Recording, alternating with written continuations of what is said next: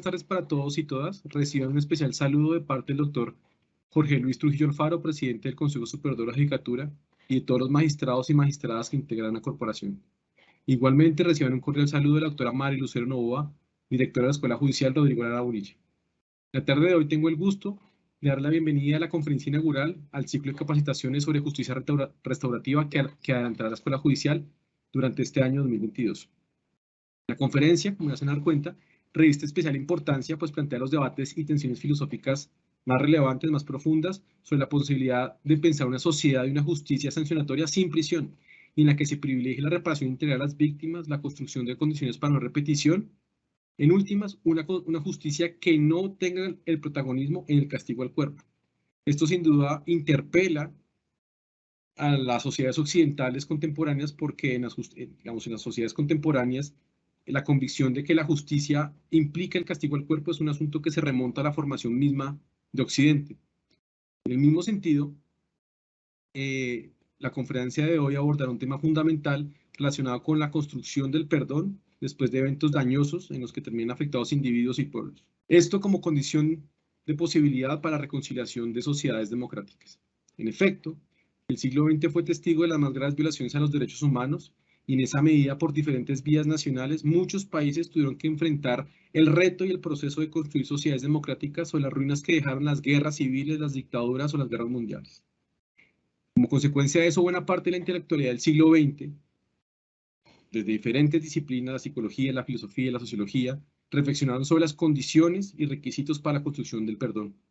Autores como Paul Ricoeur, Jacques Derrida, Jean-François Lyotard, explicaron que el perdón es el resultado final de un proceso colectivo e individual por una pérdida, en la que alguien causa un daño, asume una deuda con el individuo y con la colectividad, y por más esfuerzos que haga por intentar reparar ese daño, le queda una deuda, le queda un resto que no es posible restituir. En esa medida, la palabra perdón literalmente enuncia o atisba, apunta a lo que es un don, un regalo.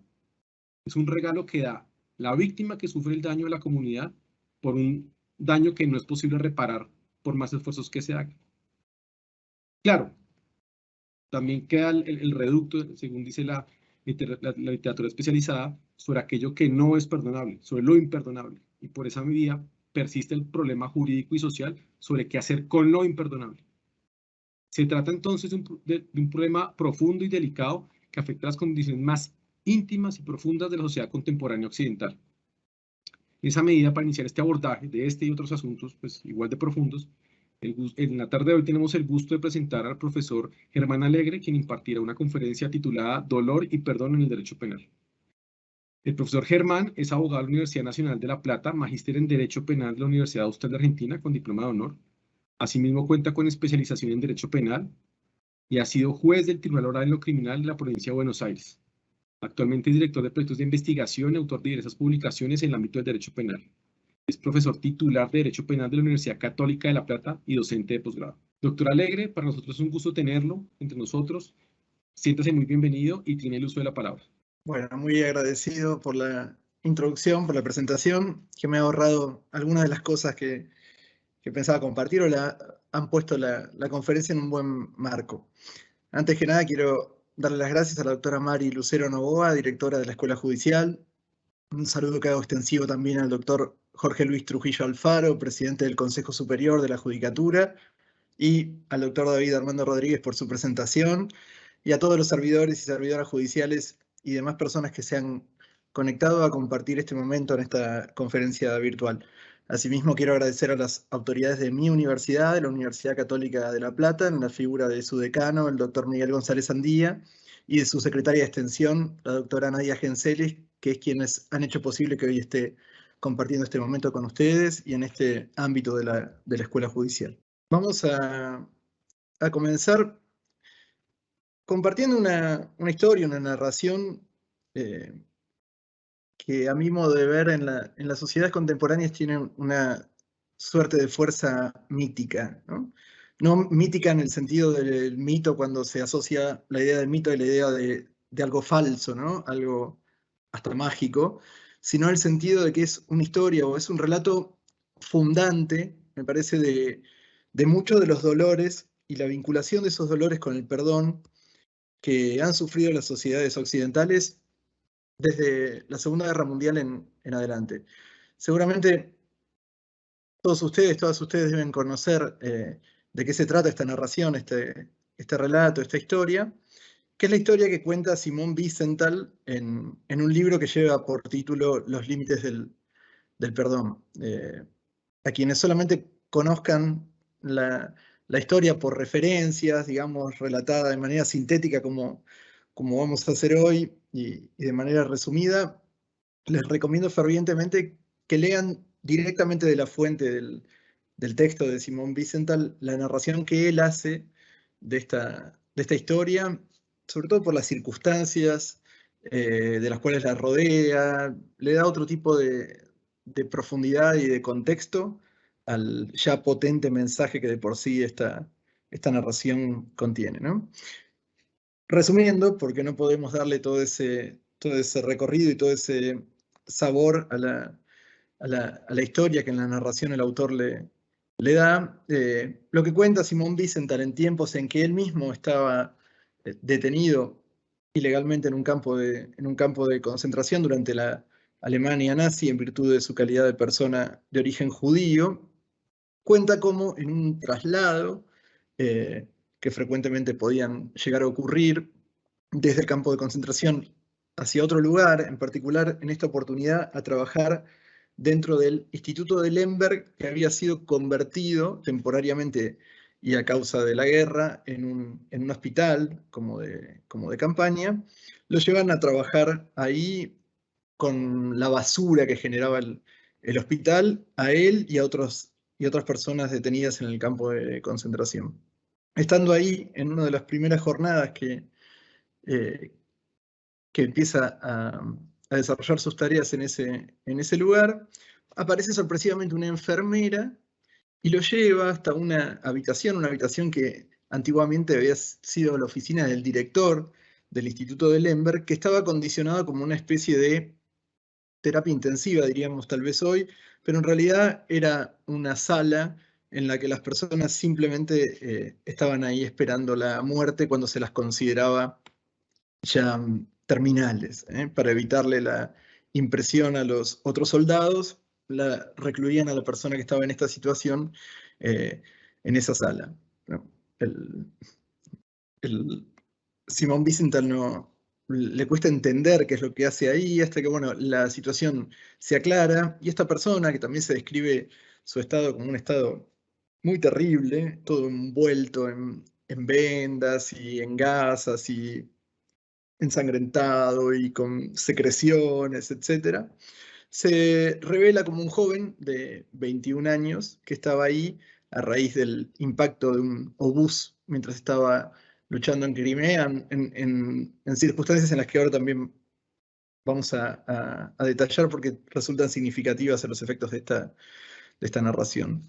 Aquí yo hice un pequeño resumen porque la narración es mucho más extensa. Esta persona le cuenta su nombre, le dice que se llama Karl, le cuenta cómo se alistó en las SS como voluntario, en las juventudes hitlerianas particularmente, y le cuenta, en primer término, le relata su propia biografía, le cuenta su biografía y cómo fue que él llegó a estar enrolado en las juventudes hitlerianas, cómo era la relación con su madre, bueno, un poco acerca de su vida personal. Y después comienza a ingresar en lo que es la cuestión que nos atañe, le empieza a confesar algo que él mismo asume como terrible o como inconfesable. Dice que ha sucedido un año desde que esta historia que tiene para contar ocurrió, y le cuenta una escena en la que, en resumen, él y otros soldados de las SS, al llegar a un poblado, a un barrio judío, encuentran una cantidad de gente, él estima alrededor de unas 200 personas judías, y las ingresan por la fuerza. Algunos dicen incluso, él dice textualmente que las ingresaron dentro del edificio a latigazos, las ingresan dentro de un edificio con departamentos, haciendo que las propias personas que ingresan al edificio lleven acarreen ellas mismas bidones con combustible. Una vez que los hicieron entrar y que los distribuyeron por los distintos pisos del edificio a las personas con los bidones de combustible, los propios soldados, según el relato de Karl, comienzan a arrojar granadas de mano por las ventanas del edificio. Y ahí les leo un pasaje textual de la narración. Él dice: oímos gritos y vimos cómo las llamas ascendían piso a piso. Por la ventana del segundo piso había un hombre que llevaba a un niño en brazos. Sus ropas estaban ardiendo. A su lado había una mujer, la madre del niño. Con la mano libre tapó al niño de los ojos y saltaron por la ventana. Por otras ventanas también cayeron cuerpos ardiendo y nosotros les disparábamos. Dios mío, no sé cuántos intentaron saltar, pero había una familia que nunca olvidaré, especialmente al niño. Tenía el pelo negro y los ojos oscuros. Ahora mismo lo estoy viendo delante de mí. Nunca lo olvidaré. Su recuerdo me persigue. No puedo morir sin lavar mi conciencia. Esta es mi confesión. Quiero morir en paz. Necesito tu perdón. La narración es un poco más extensa y se va develando como fragmentariamente. Acá hay una selección de pasajes, pero en resumen, Karl, voluntario de las SS, al borde de la muerte, sabiéndose al borde de la muerte, necesita que le sea llevado hasta su lecho de muerte una persona de origen judío para pedirle perdón, y recién si esta persona es capaz de perdonarlo, asume que va a poder morir en paz. Esta narración o esta historia y el compromiso en que la situación colocó a Simón Wiesenthal, quien además en todo momento se muestra, imagínense, terriblemente sorprendido con lo que estaba sucediendo, bueno, lo dejó obviamente estupefacto en el momento. Él en el momento, si quieren saber cuál fue la respuesta, no atinó a decir nada y simplemente se levantó y se fue. Y después, durante muchos años, siguió rumiando esta idea acerca de si había hecho bien o había hecho mal, no decir nada y simplemente levantarse, si lo debió haber repudiado, si lo debió haber perdonado, si debió haber dicho algo o lo que fuera. Durante muchos años él siguió pensando acerca de esto y de hecho este libro, Los límites del perdón, del que hablábamos recién, inicia con esta narración, es la primera parte del libro, y todo el resto del libro son las diferentes opiniones de pensadores, religiosos, filósofos, científicos, etcétera, quienes son convocados bajo la consigna de qué hubieran hecho frente a esta situación, qué hubieran contestado, qué hubieran respondido, hubieran perdonado, se puede perdonar este tipo de cosas o no se pueden perdonar. Algunas de las preguntas a las que nos vamos a asomar durante la reunión de hoy y que no vamos a poder resolver porque son preguntas de un calado filosófico, digamos, demasiado hondo como para que podamos responder en esta instancia y mucho menos para que yo pueda responderlas, pero si nos asomamos a algunas de las preguntas que surgen a partir de esta situación o de otras situaciones en las que se haya generado un mal potente, digamos, y surja el reclamo, la petición o la intención de perdonar, son estas. Si todo se puede perdonar o no, como decía el doctor David Rodríguez en la presentación, existe algo que pueda ser la categoría de lo imperdonable y de allí podríamos dividir los males o los daños en males que se pueden perdonar y otros que no se pueden perdonar. En caso de que asumamos que hay ciertos dolores o males o daños que se pueden perdonar, bueno, ¿quién puede perdonarlos? Cualquier persona puede perdonar el mal de cualquiera, solo quien ha sufrido el mal está autorizado a perdonar, pueden perdonar otros en su nombre cuando la víctima, por ejemplo, no está, porque a causa del mal ha sido muerta, por ejemplo. Pueden perdonar sus familiares, quienes vienen después en su nombre. Es otra de las grandes preguntas. ¿Se puede perdonar a quien no pide perdón o la petición de perdón es un prerequisito para el perdón? Lo mismo podríamos predicar en relación a la cuestión del arrepentimiento. y en relación a si tiene que haber algún tipo de motivación para el perdón, digamos, si el perdón de alguna manera se merece o se adjudica bajo algunas razones y no bajo otras. Y en definitiva, la pregunta a la que vamos a querer ir de alguna manera decantando, porque es la más vinculada a aquello que nos convoca, es si el perdón personal, el perdón que una persona da a otra, puede tener algún tipo de incidencia en el plano del perdón político del Estado o de la pena o del castigo, en el caso que a nosotros nos ocupa. Antes de continuar, recurrentemente, además de la referencia al texto de Simón Wiesenthal que ya hicimos, bueno, vamos a estar citando estos 4 trabajos, 2 trabajos que son más bien del campo de la filosofía, uno más contemporáneo y otro que ya tiene algunos años, el de Derrida, en el que también hay alusiones obviamente a otros textos, y 2 textos del ámbito del propio derecho penal. Un texto del profesor Víctor Gabriel Rodríguez, un profesor de la Universidad de San Pablo, que hace un desarrollo muy interesante de la cuestión del perdón en el derecho penal, y hace también una especial referencia a la situación de la justicia transicional en Colombia, y otro texto que seguramente conocerán, que es el texto del profesor Jesús María Silva Sánchez, Malum Passiones. Hay un par de capítulos en Malum Passiones en el que Jesús Silva se refiere específicamente a la cuestión del perdón, a la perspectiva de la restauración, etc. Vamos primero a las categorías estas que mencionábamos acerca de lo perdonable y de lo imperdonable. Es bien interesante acá el análisis que hace Jacques Derrida. Él dice que en relación a la cuestión del perdón y lo perdonable y lo imperdonable, el punto de partida es una aporía, es una paradoja, que enunciada viene a decir algo así como el perdón solo perdona lo imperdonable.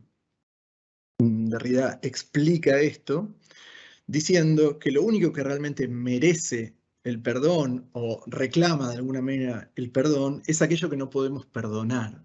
Lo que se puede perdonar fácilmente, él hace la comparación con la idea del pecado venial, ¿no? Una falta leve que fácilmente se podría perdonar, en realidad no reclama el perdón, porque no hay ningún tipo de esfuerzo en perdonar algo así que es fácilmente perdonable. Él dice, lo que realmente se puede perdonar es lo verdaderamente grave, el pecado mortal, lo peor, el crimen o el daño imperdonable. Es decir, que el perdón solo puede perdonar lo imperdonable, lo cual sería, se entiende dentro de esta construcción, y es mucho más que un juego de palabras, pero bueno, en principio impresiona como una suerte de contradicción, ¿no? Ahí citamos un texto de Yankelevich, donde, bueno, se distancia un poco de esta idea, en un texto de él que se llama El perdón, y en otro sobre lo imprescriptible. Bueno, Yankelevich dice lo irreparable, lo inexpiable, aparece cuando ya no se puede castigar al criminal con una pena proporcional a su crimen.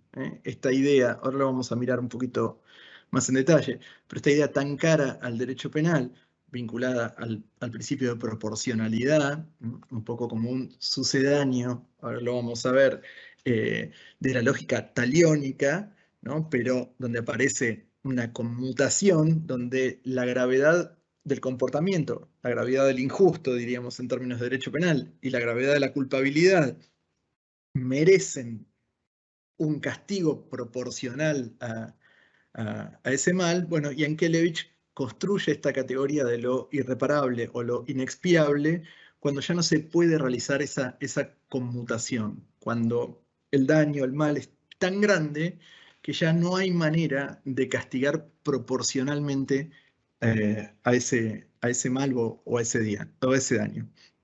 De lo inexpiable o irreparable surge lo imperdonable, y lo imperdonable no se perdona. Acá sería un poco más sencillo, no habría tanto juego de palabras y sería más fácil de seguir desde una lógica lineal.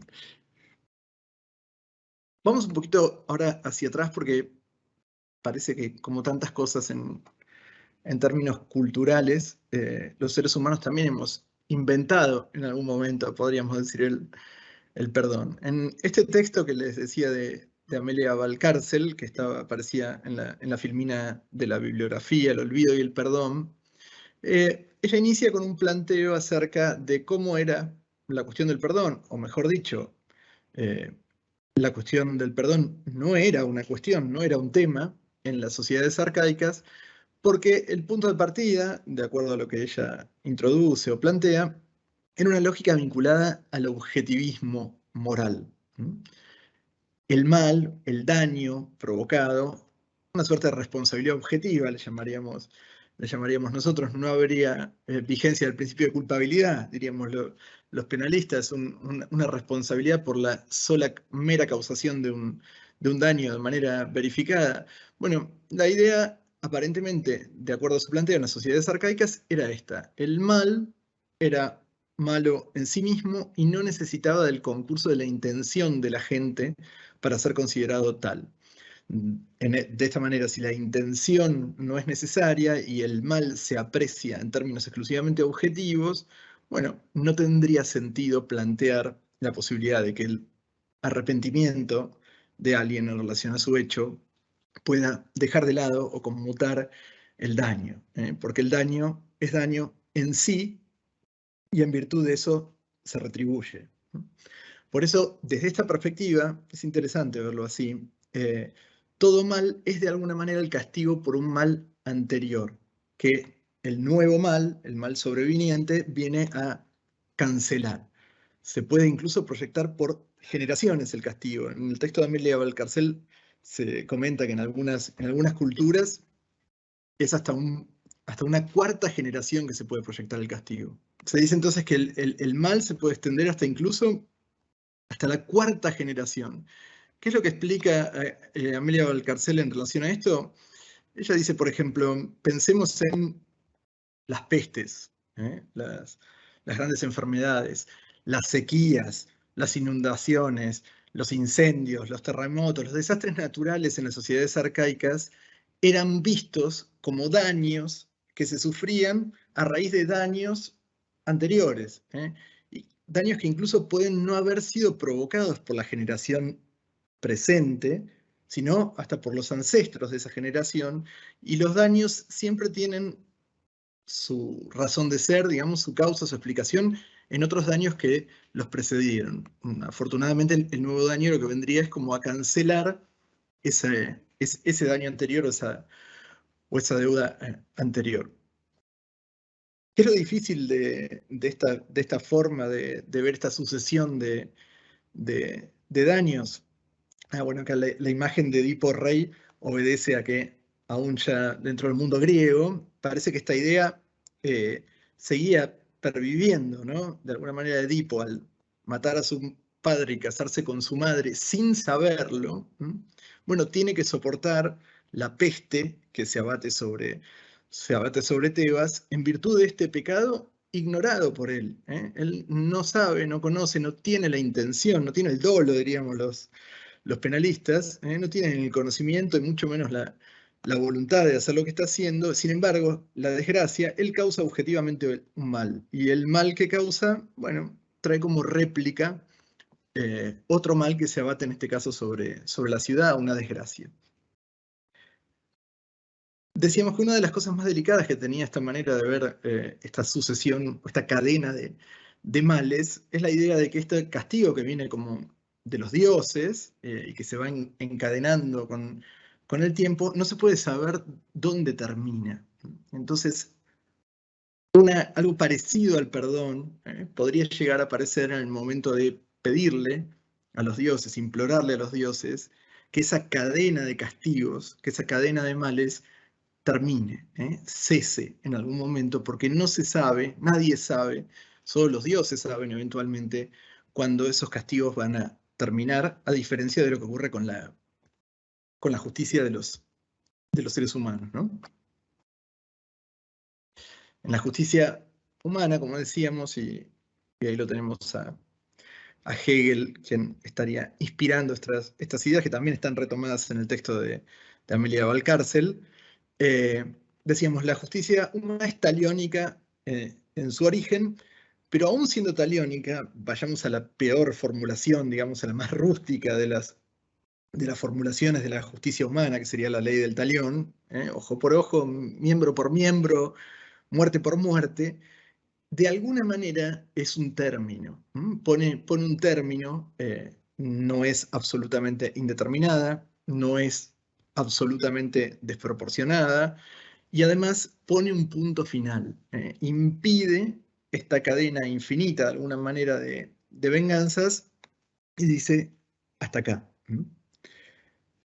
Como decíamos antes, en virtud de lo que hoy llamaríamos el principio de proporcionalidad, una idea de retribución si quieren, pesa el mal, pondera, pesando el mal por un lado y busca equilibrar en el otro plato de la balanza con otro mal, castigo, pena, que tenga el mismo peso que aquel mal causado. Pero una vez devuelto el mal por mal, si quieren, la justicia humana no va a demandar más. Podríamos pensar hasta en cierto punto, bueno, después de eso sí está la posibilidad de perdonar. Una vez cumplido, una vez devuelto, regresado el mal al infractor, la justicia ya no reclama más nada, va a tratar a esa persona igual que a cualquier otra. Bueno, de alguna manera la ha perdonado. Bueno, no sé si es exactamente el término, pero podríamos pensar como una posibilidad. En términos hegelianos, con la pena se termina todo porque todo se ha consumado.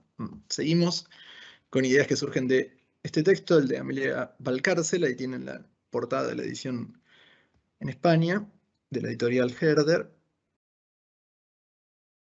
Otro de los grandes interrogantes en relación a la cuestión del perdón, y que obviamente recrudece cuando hablamos de justicia restaurativa, cuando hablamos de procesos de justicia transicional, etc., es si el perdón y el olvido son asuntos equivalentes o son cuestiones absolutamente diferentes. ¿En qué se pueden parecer o en qué pueden equivaler el perdón y el olvido? Bueno, desde la perspectiva que toma esta autora, dice, en cierto modo, el perdón es el término moral para el olvido. Cuando en asuntos morales quiere decir que he olvidado algo, lo que diría estrictamente sería que lo he perdonado. Y lo contrario sería una persona que es incapaz de olvidar, es también incapaz de perdonar, y esa persona puede ser tildada de rencorosa, lo cual en términos morales no es algo demasiado destacable. Aunque también podríamos pensar que perdón y olvido son dos cosas bien diferentes. Incluso el lenguaje corriente nos da aquí una pista, porque podemos tranquilamente decir, hemos podido escuchar o hemos podido hasta pronunciar la idea de perdono, pero no olvido. ¿Tenés mi perdón? Pero yo lo voy a recordar igual. De alguna manera, ahora vamos a asomarnos a esta lógica de la deuda en relación a la cuestión del perdón, es como si suspendiera el cobro de la deuda que tengo con el otro, pero no niego la existencia, el origen de esa deuda. Lo recuerdo. Este es un asunto bastante delicado porque muchas veces en procesos de justicia transicional, justicia restaurativa, bueno, está de por medio la cuestión del olvido, la importancia de la memoria, si es posible perdonar pero no olvidar y realizar la memoria, si puede haber un perdón injusto, bueno, muchas cuestiones con las que ya estarán familiarizados, particularmente en virtud de la experiencia colombiana, en la que por respeto a ustedes no me voy a meter porque ustedes conocen mucho más en profundidad que yo, pero bueno, a criterio de muchos, incluido en este artículo que les citaba del profesor Víctor Gabriel Rodríguez, bueno, es destacado como uno de los procesos de justicia transicional más importantes, con rasgos más destacables de los que han acontecido en la historia por lo menos reciente de de la humanidad. Bueno, decíamos, esta lógica de la deuda, podríamos decir, solo cuando se ha reconocido la deuda, cuando se reconoce la deuda, esto también suena un poco a los mecanismos de justicia transicional colombianos, ¿no? Tiene que haber un reconocimiento primero de la deuda y recién ahí, al quedar habilitado el castigo, surge la posibilidad de perdonar, aunque más no fuera parcialmente, ¿no? O disminuir el castigo o empezar con otro tipo de proceso, ¿no? El perdón sería entonces, desde esta lógica, desde la lógica de la deuda, sería entonces la renuncia explícita a castigar, a cobrar la deuda. Esto son términos de Amelia Valcárcel. Perdón es entonces un olvido a los fines prácticos. No importa si es olvido o no, si borro de mi mente, digamos, la huella acerca de la existencia de esa deuda, pero sí a los efectos prácticos. A los efectos prácticos no habré de reclamar esa deuda, digamos. Esa sería la cuestión. Bueno, como bien destacaba el doctor David Rodríguez al inicio en la presentación, si buceamos un poquito en la etimología del perdón, aunque no es del todo pacífico esto de la cuestión de la terminología, incluso lo podemos ver en el inglés, que tal vez nos resulte hasta más gráfico, el término forgive. Aparentemente el término perdón se compondría de dos raíces. La raíz está del par, que tiene que ver con lo absoluto, con algo que es dado por completo, y perdonar, el don o el donar, vinculado a la idea de dar o de regalar. Es decir, es un dar, porque aclaramos ahí con lo de regalar, porque es un dar que se da gratuitamente y de manera absoluta y por completo. Eso es el perdón. Incluso hay quienes dicen que en el origen la idea del perdón tiene que ver con la idea de las deudas incluso patrimoniales. Perdonar era regalarle al deudor aquello que debía. De alguna manera, lo que plantea, ahora vamos a profundizar en esto, la idea del perdón es que rompe con la lógica del intercambio, ¿no? Alguien me debe algo y yo tengo que reclamar eso que el otro me debe. Bueno, el perdón aparece ahí como rompiendo como algo disruptivo que rompe con esa lógica y que elige regalar por completo, absolutamente, desinteresadamente, sin pedir nada a cambio. Es por eso que decimos que queda fuera de todo cálculo de la conveniencia y que no espera nada quien perdona, ni siquiera gratitud.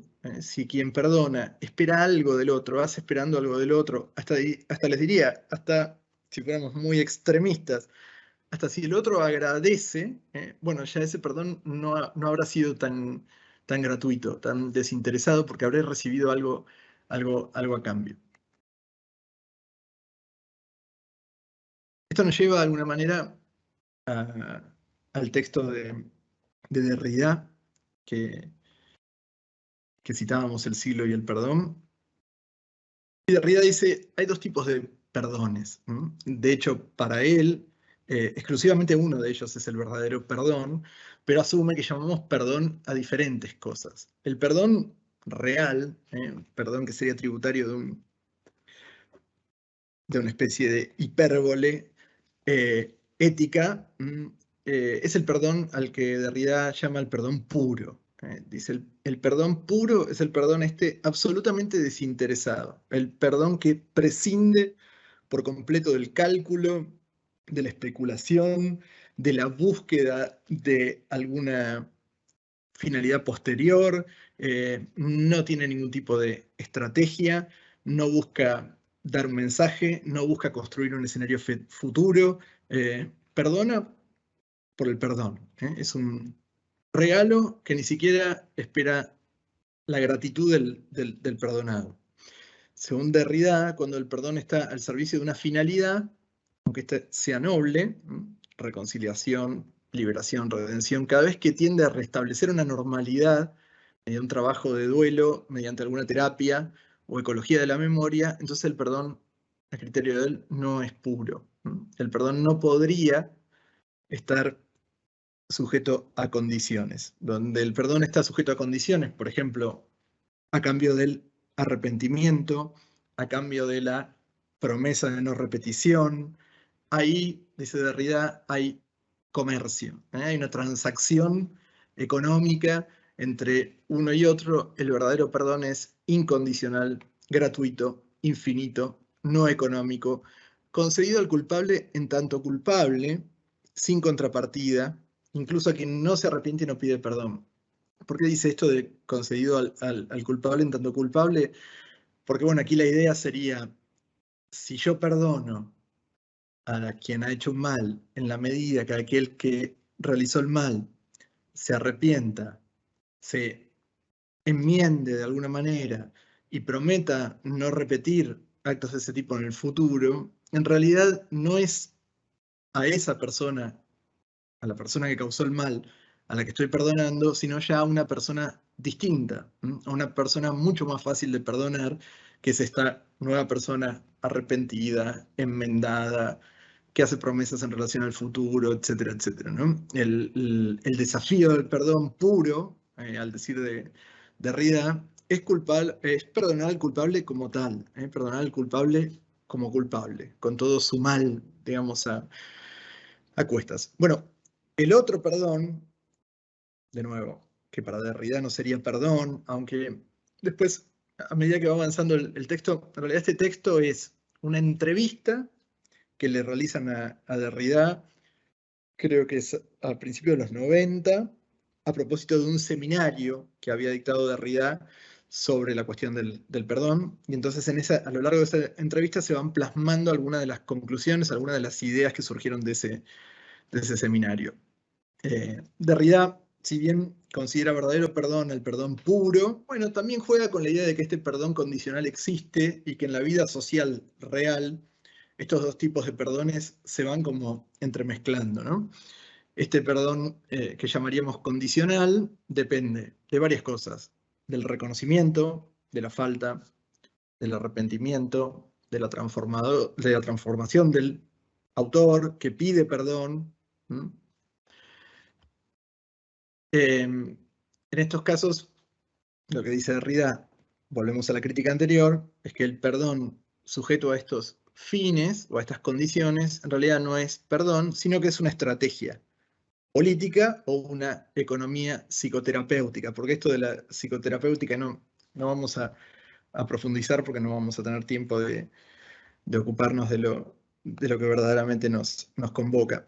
Porque también hay así como hay una dimensión eventualmente social o política o comunitaria de la cuestión del perdón, ¿no? Perdonar para recuperar la paz social, también a nivel individual o psicológico, en los textos de autoayuda, por ejemplo, abundan en este tipo de perspectivas.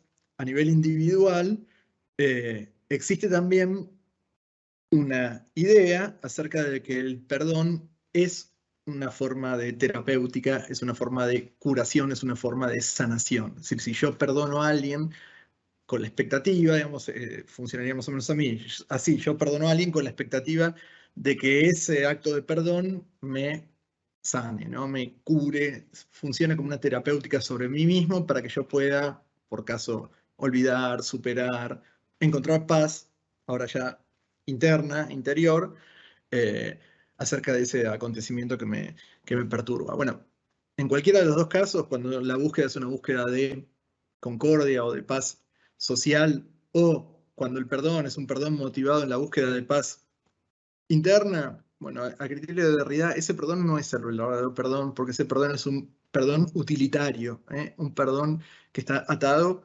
a la búsqueda de unos fines. Bueno, claramente, cuando hablamos de perdón en el derecho penal, estamos más bien en el terreno de esta clase de perdones. No, el otro tipo de perdón, en todo caso, un acto supererogatorio en el plano de la ética, bueno, es un perdón absolutamente individual, absolutamente personal, en el cual los poderes del Estado en principio no parecerían tener nada que hacer, ¿no?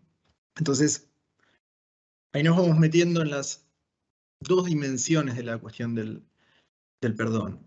Hay un perdón que se da entre personas, y ahí en el perdón entre personas, en el perdón intersubjetivo o interpersonal, ahí podría entrar tranquilamente el perdón puro del que habla Derrida.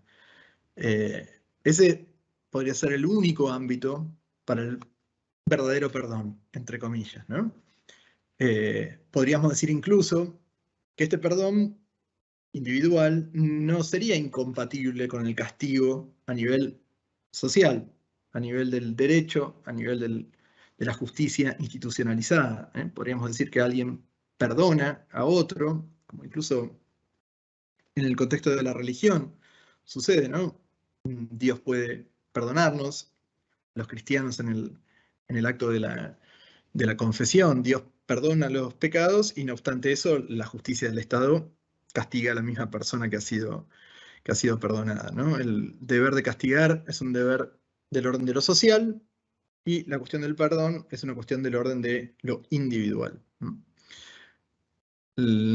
Sintéticamente, digamos, expresado por Valcárcel, perdonamos en el terreno de lo moral y castigamos en el mundo del derecho. Un poco al César lo que es del César, acá jugamos con esa idea. Sin embargo, en el texto este que les comentaba, el profesor Víctor Rodríguez muestra cómo en algunos casos estas líneas se cruzan, ¿no? Y pone como ejemplo el ejemplo del momento previo a la ejecución de Jesús, cuando es liberado Barrabás, ahí en función de una cuestión atinente al orden de una festividad, del orden de lo religioso, se ofrece al pueblo la posibilidad de salvar a uno de los criminales. Bueno, esa cuestión, ese perdón, digamos, no tiene nada que ver con el mundo de lo social, con el mundo del derecho, parece más bien tener que ver con el orden de lo moral o religioso, en este caso, y sin embargo las dos dimensiones se cruzan en ese episodio. Es muy interesante para quienes tengan ganas de profundizar en eso, el desarrollo que el profesor Víctor Rodríguez hace de la génesis del perdón, el perdón que Derrida llamaría el perdón abrámico, el perdón de las grandes religiones monoteístas, del judaísmo, cristianismo, islam. Bueno, el profesor Víctor Gabriel Rodríguez hace un desarrollo muy interesante del origen del perdón en el judaísmo, de cómo el cristianismo potencia a través del mandato de Jesús de amar a los enemigos y a través del imperativo este de perdonar 70 veces 7, más o menos impone un estándar de perdón prácticamente infinito, así como las palabras pronunciadas en el Calvario de Padre, perdónalos, no sabe lo que hacen. Bueno, como el cristianismo eleva la vara y potencia el mensaje en relación al perdón. Bueno, para ir metiéndonos y también para ir finalizando en unos minutos, en cómo podríamos trasladar estas ideas acerca del perdón al mundo del derecho penal, por lo menos en cuanto pueda llegar a tener cabida en el orden de lo social, en el orden del derecho, ideas al menos parecidas o que tengan algún tipo de regusto a la cuestión del perdón. Bueno, las más obvias en las que no vamos a ingresar, porque además son categorías bastante trabajadas a raíz de las graves violaciones a los derechos humanos, fundamentalmente cometidas por los totalitarismos del siglo XX, es la categoría de los indultos más personalizados, digamos, focalizados, o la de las amnistías más generales, que pueden ser vistas como formas de perdón. Otra forma posible del perdón, porque no estamos seguros que sea esa exactamente la inspiración, pero donde podríamos llegar a rastrear algo parecido al perdón en el mundo del derecho penal, es quizás en la institución de la prescripción. La institución de la prescripción trae aparejado una suerte de olvido de la falta. Hay como una especie de desinterés estatal en la persecución. Digamos, quiere decir que la falta, el mal se ha olvidado. Bueno, tal vez haya algo de eso, y la categoría o el instituto de la prescripción nos lleva a la categoría de lo imprescriptible. Deberíamos pensar entonces que lo imprescriptible es lo imperdonable. Bueno, tal vez, sin embargo, no es no sería extraño observar cómo en realidad la cuestión del perdón ha aparecido muchas veces en la historia reciente de la humanidad, ligado precisamente a aquellos procesos que serían procesos que llamaríamos imperdonables, procesos de graves violaciones a los derechos humanos o de crímenes contra la humanidad. Bueno, esto puede resultar paradójico, una contradicción, o tal vez le estemos dando la razón a Derrida en el sentido de que solamente puede perdonarse lo imperdonable.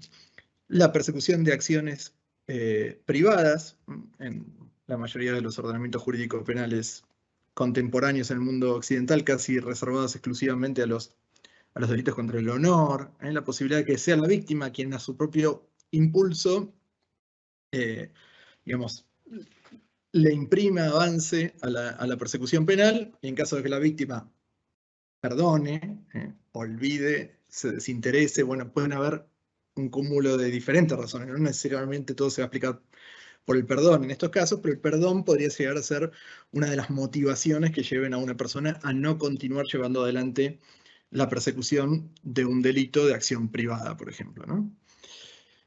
En ciertas causales de disculpa, en la cuestión del error o en ciertas hipótesis de inexigibilidad, piensen por ejemplo en el estado de necesidad disculpante, se ha solido ver, tomando como punto de partida acá ideas más bien de corte aristotélico, en un reciente trabajo del profesor Guillermo Jacobuzzi que tiene por título Inexigibilidad y Pena, el profesor Jacobuzzi comenta esta perspectiva, la posibilidad de que el estado de necesidad disculpante, por ejemplo, el no castigo frente a una hipótesis de estado de necesidad disculpante, obedezca en su estructura una idea de, o a su fundamento, una idea de perdón ante la debilidad del ser humano. El caso famoso de los dos náufragos y el único chaleco salvavidas.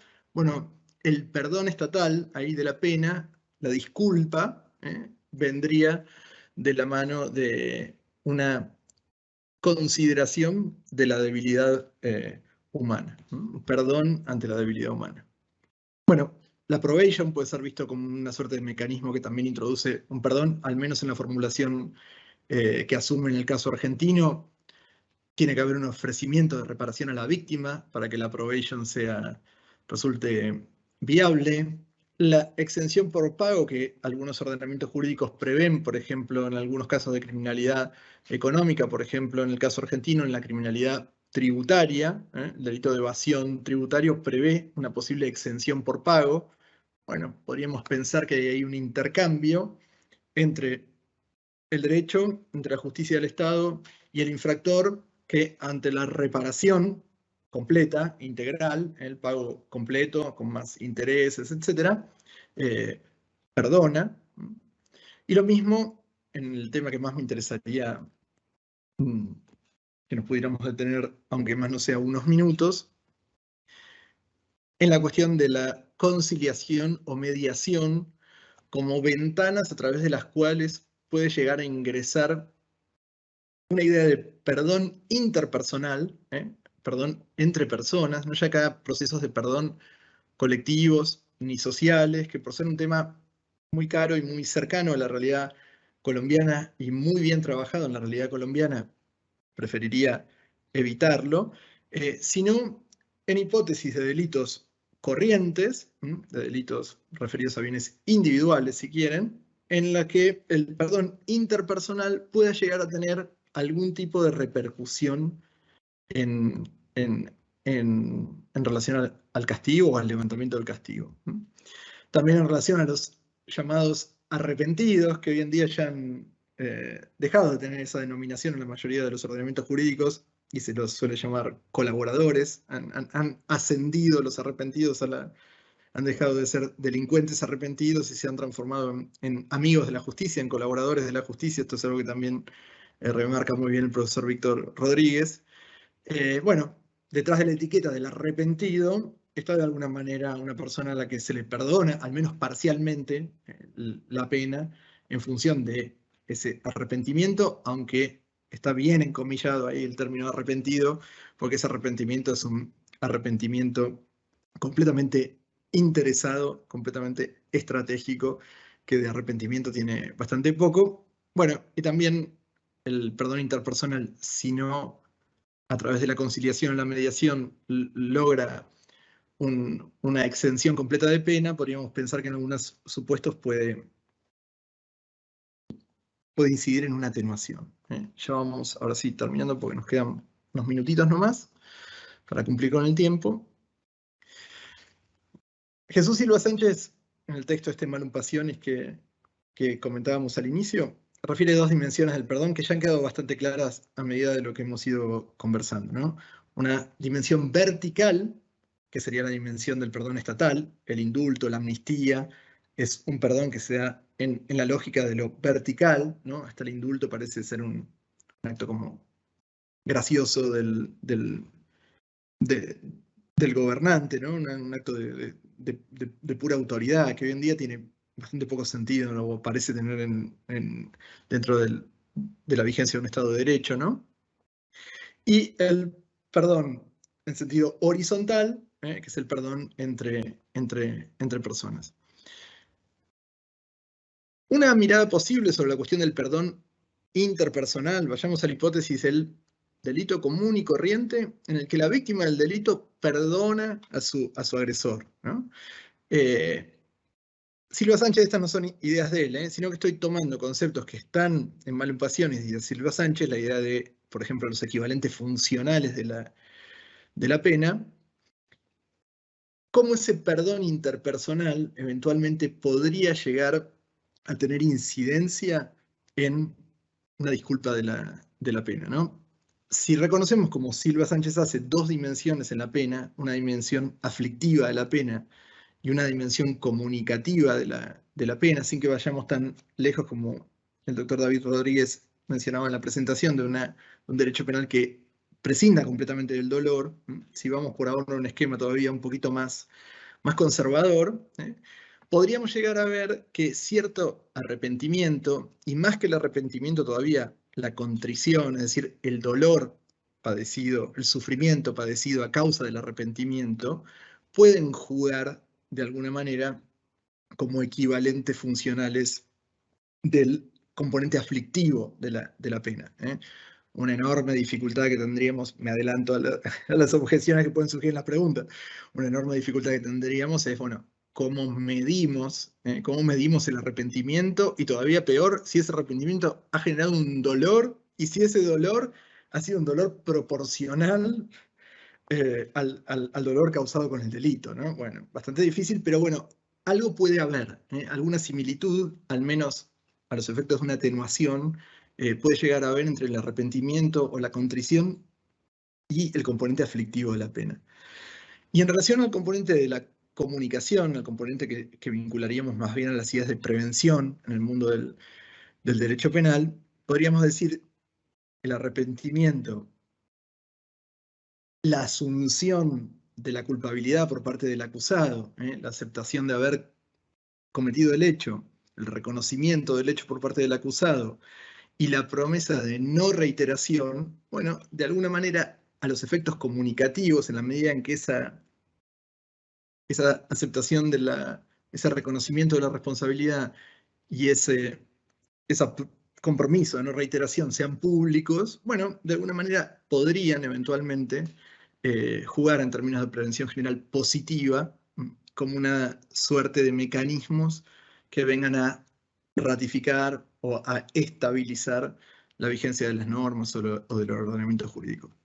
Ya termino. Bueno, cosas con las que tendríamos que tener cuidado. Bueno, si permitimos que estas dos dimensiones, de lo vertical y de lo horizontal, se mezclen demasiado, bueno, tenemos que tener cuidado con no regresar a lo que fue en realidad el origen del proceso penal, que fue expropiar, en cierta forma, como dice el profesor Zaffaroni, el conflicto a la víctima para terminar con la venganza privada y quedar el Estado como un tercero, digamos, que es el único que tiene habilitado el uso legítimo de la fuerza, bueno, devolver, digamos, amplias facultades a las víctimas concretas, a las víctimas individuales, bueno, puede llegar a ser, aun cuando se ha emprendido con las mejores intenciones, tal vez algún tipo de retroceso en materia de los fines que inspiran al derecho penal y al proceso penal.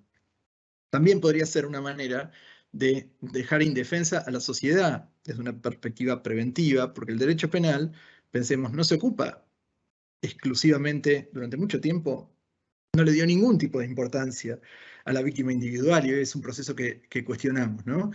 Pero que la recuperación de ciertas facultades y de ciertos derechos de la víctima individual no nos haga perder de vista que el derecho penal, quienes llevan adelante la acusación, tienen que velar por los intereses de la sociedad, es decir, de las víctimas potenciales y no solamente de la víctima concreta. Además, la posibilidad de que frente al perdón de la víctima concreta automáticamente no se proceda a la persecución penal, bueno, visiblemente puede generar situaciones de desigualdad y situaciones de arbitrariedad, ¿no? Porque quien tenga la fortuna de encontrarse con una víctima magnánima, bueno, tal vez sea perdonado, y el delincuente que no haya tenido tanta suerte no. Bueno, eso puede ser también una cuestión compleja a dilucidar desde la perspectiva de la igualdad ante la ley, ¿no?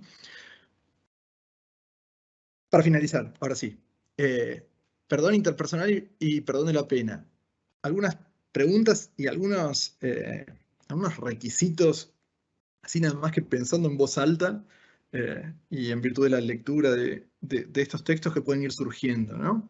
Bueno, en principio estaríamos aquí hablando no del terreno de los grandes procesos de justicia transicional, de justicia restaurativa, donde los dolores han sido dolores sociales, dolores comunitarios, dolores incluso sufridos por la humanidad toda, sino que estamos hablando de la posibilidad de trasladar el perdón de víctimas individuales frente a hechos individuales, de bienes jurídicos individuales generalmente, en casos en que el autor haya reconocido su responsabilidad, se haya mostrado arrepentido, prometa no reiterar, en esto se parece a la idea del proceso de justicia transicional en Colombia, donde la víctima individual esté presente para perdonar, porque una de las conclusiones a las que llegaba Simón Wiesenthal después de aquella experiencia es: nadie sino las víctimas pueden perdonar en su nombre, ¿no? Si las víctimas, las personas que murieron incendiadas en ese evento tan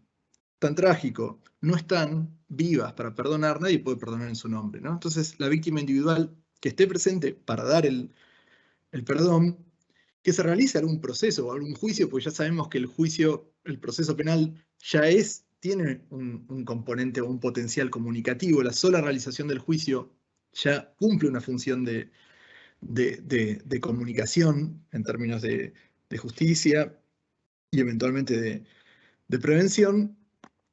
Y como último punto, más difícil, y lo dejamos acá simplemente esbozado para que cada una lo pueda ir pensando por su cuenta, ver cómo haríamos para integrar en concreto ese perdón personal que un individuo concreto da a otro en esa dinámica entre dos personas, cómo haríamos para que ese perdón individual no haga ruido desde una consideración social. Es decir, ¿cómo haríamos un segundo juicio sobre ese perdón, pero ya un juicio social sobre el perdón, para que estemos seguros que ese perdón interpersonal o esa situación perdonada por la víctima concreta es también perdonable a los ojos de la sociedad? Y es más, que en caso de que la sociedad castigue de todas maneras, ello podría ser, acá ya vamos a una perspectiva del castigo más a lo Robinson, podría ser que el castigo sea percibido como injusto. Imaginemos que la víctima ha perdonado y eventualmente los jurados, que me parece que son la única institución que podría hacer este trabajo y no los jueces técnicos, como un segundo control acerca de ese perdón realizado por la sociedad. Lo que el individuo concretamente afectado consideró perdonable, bueno, va a ser revisado luego en el juicio por la institución del jurado, quien va a dar su veredicto acerca de si ese comportamiento es o no perdonable en términos no ya individuales, sino en términos sociales. Y podríamos decir incluso, el jurado puede tener la percepción de que castigar en ciertos casos concretos, a pesar de que la víctima individual ha perdonado, bueno, podría dar un mensaje en términos de comunicación de injusticia más que de realización de la justicia. Bueno, me excedí unos minutos en el tiempo, les agradezco muchísimo por la paciencia y la atención. Al contrario, profesor Germán, lo primero es agradecerle por su conferencia muy clara. En mi caso personal le agradezco pues que muestra que indudablemente pensar el derecho penal se hace desde las fronteras, desde los márgenes, sin los ceros disciplinares de lo jurídico, sino que indudablemente la filosofía, la poesía, la literatura tiene mucho más que decir sobre hacer justicia que el Código Penal. Eh, entonces, en esa medida es un agradecimiento casi que personal. Surgen preguntas en el chat y digamos que una obligatoria es, ambas naciones, Argentina y Colombia, viven procesos o han vivido procesos relativamente cercanos de construir paz después de una dictadura o construir paz después de un conflicto armado. Colombia lo hace en diferentes escenarios, a diferentes velocidades.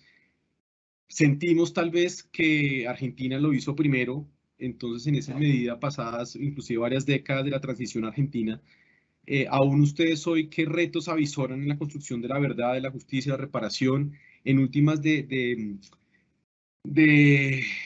la creación de condiciones para que no vuelva a ocurrir lo que ocurrió y de reconciliar a la sociedad argentina? ¿Qué retos avisoran hoy pasados, creo que más de 3 décadas casi? Sí, exactamente, más de 3 décadas.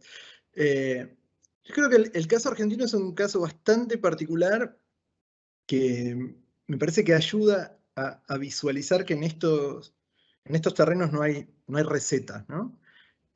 No hay una única manera de procesar una tragedia o un mal tan grande como es el mal del terrorismo de Estado. Hay experiencias comparadas en distintas culturas, en distintos momentos, que han gestionado asuntos similares de modo completamente divergente, y creo que tal vez por distintos caminos se puede llegar a resultados respetables, ¿no? El proceso argentino, me cuesta tomar distancia de esto porque soy argentino, en cierto punto es un proceso destacable en el sentido de que cierto imperativo de justicia ha sido sostenido, digamos, de manera bastante fuerte y contundente, aún en circunstancias adversas. Pero bueno, de cualquier manera ha tenido sus vaivenes. La Argentina conoció leyes de amnistía, con las leyes llamadas de obediencia debida y punto final, conoció indultos más tarde contra los represores, conoció luego la anulación de aquellas leyes y la declaración de inconstitucionalidad, conoció precedentes judiciales que consideraron prescriptos los delitos cometidos durante la última dictadura y luego otros de tribunales más altos que los consideraron imprescriptibles. Es decir, fue un proceso que tuvo oscilaciones y sin embargo en el cual la justicia se fue realizando, al menos la justicia como castigo, ¿no? Que, de nuevo, reitero, no es la única manera de concebir la justicia, como bien decías vos, David, al inicio de la conferencia. Pero quizás ciertos actos de esta crueldad, digamos, necesitan algún tipo de pronunciamiento contundente, si es que el derecho penal quiere considerarse luego legitimado, me parece a mí, frente a crímenes mucho menores, ¿no? ¿En qué nombre el derecho penal va a seguir castigando y encerrando a personas en cárceles, digamos, después de que el derecho penal ha perdonado, digamos, con una ley de amnistía, supongamos, los más graves crímenes que ha sufrido en su historia, ¿no? De cualquier manera, en esto, incluso el propio Derrida, al que citábamos hoy, admitía que muchas veces depende de la dinámica social y que a veces en la dinámica social la recuperación de la paz social o de cierta armonía puede ser para las personas un objetivo prioritario. Y bueno, ¿quién puede juzgar, digamos, a esas sociedades que dejen de lado en ese momento el castigo merecido, entre comillas, en pos de un bien que para ellos es urgente, cuando el no atender a esa situación puede todavía multiplicar la violencia y hacerla durar muchos años más, ¿no? Pero bueno, el proceso en Argentina ahí va.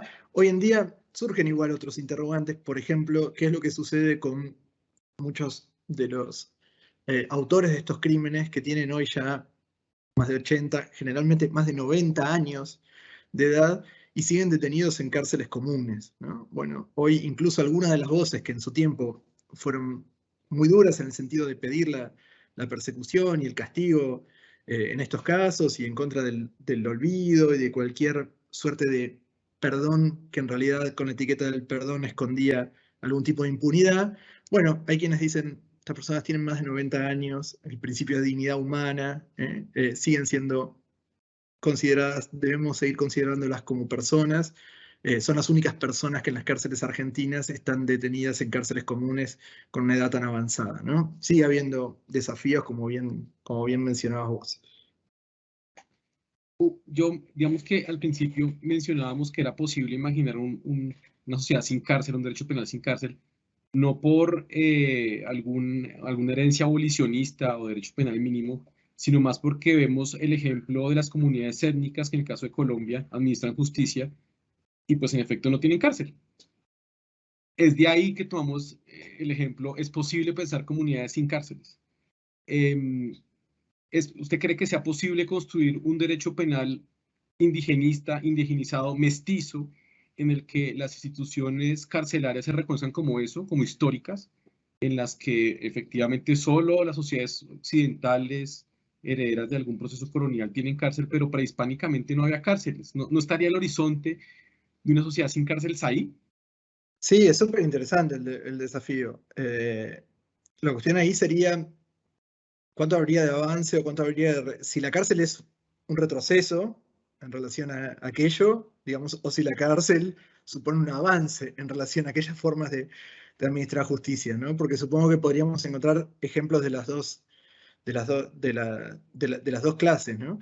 Lo que sí parece quedar claro, más allá de la cuestión acerca de los orígenes, y como latinoamericano es siempre bien interesante que intentemos reivindicar nuestras verdaderas raíces y orígenes, es que la cárcel hoy en día ya impresiona como un artefacto muy arcaico, ¿no? Como que guarda muy poca vinculación con el tiempo presente. Es como una institución, una construcción que en términos sociales parece venir como de otro registro, de otro mundo, de otro tiempo. Bueno, me parece que ya va siendo momento de que esta comunidad de seres imperfectos, que somos los seres humanos, vayamos encontrando algún tipo de otro dispositivo, al menos para algunos casos, ¿no?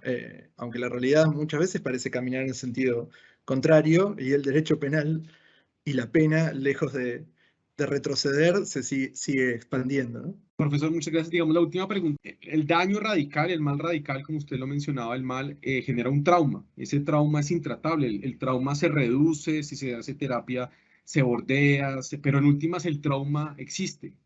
En últimas, mi pregunta en términos teóricos, dado que el trauma siempre pervivirá, será imposible asimilar absolutamente el trauma. El perdón del que hablaba Derrida es un perdón, pues, como experimento mental pensable, como experimento mental, pues sí, imaginable, pero históricamente se da, se produce. ¿Por qué pregunto esto? Porque parece que deberíamos manejarnos más como en el contexto del segundo perdón, del perdón condicionado, del perdón histórico. Sí, yo pienso lo mismo que vos, David, en el sentido de que ese perdón al que se refiere Derrida, ese perdón puro, pone una vara tan alta que prácticamente es una vara deshumanizada, ¿no? No sabría qué ser humano sería capaz de esa, de esa clase de perdón, ¿no? Porque incluso el ser humano más alto de todos o el más sabio de todos probablemente no se haría la pregunta acerca del perdón, ¿no? Yo pensaba a raíz de esta conferencia, digamos, en la apología de Sócrates. No hay nada de Sócrates acerca del perdón, ¿no? De quienes lo condenaron, porque Sócrates está como en otro nivel o en otro registro, ¿no? Aun si fuera un superhombre, no sé si daría este perdón del que habla Derrida. De cualquier manera, creo que la idea es interesante, por lo menos a los efectos de diferenciar ciertos perdones falsos, ¿no? Perdones que esconden impunidad, que esconden especulación, que esconden cálculo, perdones o peticiones de perdón, ¿no? Sobre todo, que esconden intereses más difíciles de defender, más difíciles de confesar, y que apelando al componente emotivo del perdón, digamos, el perdón desde el punto de vista emocional es una etiqueta que genera simpatía, entonces invocando la etiqueta del perdón, en realidad nos quieran vender otro tipo de cosas, ¿no? Pero bueno, el derecho penal fatalmente, como vos decías, es el derecho del dolor, ¿no? Y hay una herida, hay una cicatriz en todo lo que toca al derecho penal que es muy difícil curar por completo. Pero la sensación con la pena de prisión es que muchas veces se añaden nuevos dolores, nuevos males al propio dolor del derecho penal. Y no solamente en la persona del delincuente, sino muchas veces en ese estigma que se traslada a sus familias, a sus contactos sociales, a sus hijos, a sus vecinos, a sus parejas, digamos, la prisión muchas veces, lejos de poner fin al dolor, lo amplifica, ¿no? Profesor Germán, muchas gracias. En serio que una hora muy nutritiva para nosotros. Ojalá tuviésemos 2, 3 horas, ojalá podamos repetir. Nos deja con muchas incógnitas, con mucha curiosidad para seguir avanzando.